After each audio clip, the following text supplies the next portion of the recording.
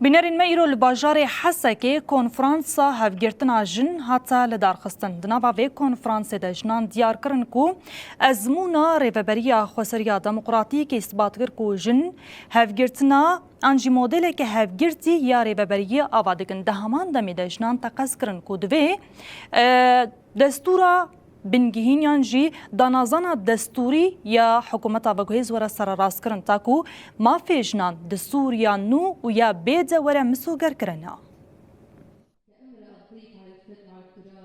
جنین جحمو پارێزگەهین سووریێ دبن دروشمەیە هەفگرتنا ژنان بنگەها ئاواکردنا عەدالەت و دەموکراسیەیە لە سووریانە ناوەندی و یەکگرتی هاتن گەل هەڤوش بۆ یەکگرنا نەرینا ژنان ji بۆ سووریێ نیقاشkirin. Li wir berdevka Kongrasdar Rîhan Loqo dazanîn ku piştî rûxandina rejîma Baasê Sûriye derbasî qonaqeke nû bû lê dîsa çûndî û zextên li ser jinan dewam dikin. Bihişmendiya nejaperestî dixwazin pîlanê xwe li ser jinan bidin ferskirin. Ji bona wê jî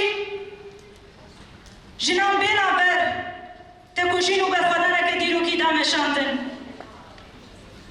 Piştî helweşandina rejîma Baas êdî Sûrî derbasî qonaqekî nû bû. Di qonaqa nû de hîn bêhtir me polîtîka ku dixwazin li ser jinan ferz bikin hate diyarkirin me dît. Endama desteya serokatiyê ya PYD Foza Yusuf jî balkişan ser rola giring a jinan di pêkanîna azadî û demokrasiyê de.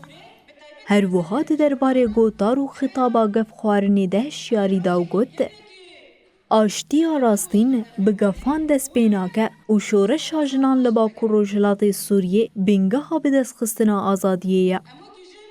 Pêwîst e divê derbarê de li ser asta Sûrî ne tenê Bakur Rojhilatê Sûrî li ser asta Sûrî pêwîst e ku em destê hev bigirin jinên azadîxwaz bi kuştinê tên tehdît kirin. Jinên di rêveberiya xweser di cih digirin bi qetilkirinê tên tehdît kirin. Sazî û kesên ku vana piştgirî didin wan em wan hişyar dikin. Em ji wan ji wan veya dibêjin. Daeş nikarî bû me paş bixista Daeş. Daeş nikarî bû îrada wan jina têk bibraya. Ev jin sûn dixwarin. Sûn dixwarin ku zehmetî, zorî çil bibere bibe ev tekoşînê berdewam bikin. Fermandara yekîniyên parastina jin yê pejê Rohilat Efrîn jî daxuya kirin ku wê yê pejê ji bo hemû jinên Sûriyê palpiş be. ku li ciyekî parastin nebe, li wê derê wê destdirêjî hebe, li wê derê wê qetilkirin hebe, li wê derê wê înkarkirin hebe. Em belkî di demekî herî zêde di vê pêvajiyê da pêdiviya me bi parastin û bi tevlîbûna wê çê bibe. Em nebêjin rejîmekî weke rejîma Baas çû û êdî hikûmeta veguhêz wê pêşerûjekî bi ewlej me ra çê bikin.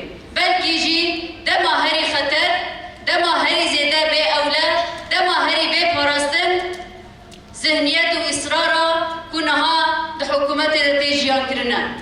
Tu nedike, înkar dike, bi yek rengî didê nasîn li berember